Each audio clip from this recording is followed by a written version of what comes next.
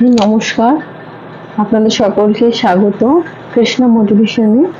তো আজকে আপনাদের সাথে আমি একটা ট্রিক শেয়ার করছি বা একটা তথ্য বলতে পারেন।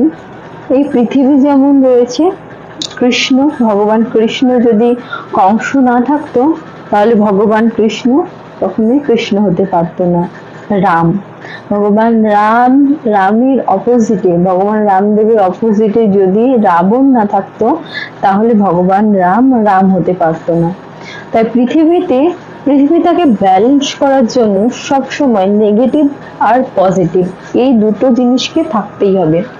তবেই এই যে পুরো ব্রহ্মাণ্ড, পুরো ইউনিভার্স, তবেই সেটা সন্তুলন করতে পারবে, সেটাকে নিয়ে পৃথিবীটা বা জিনিসটা করতে পারবে।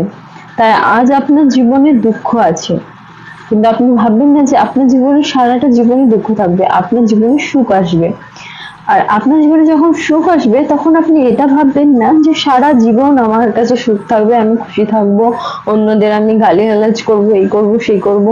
কখনোই নয়। একটা সময় এবং অন্য একটা সময় দুটোকে সন্তুলন করার জন্য এই বিশ্ব ব্রহ্মাণ্ড।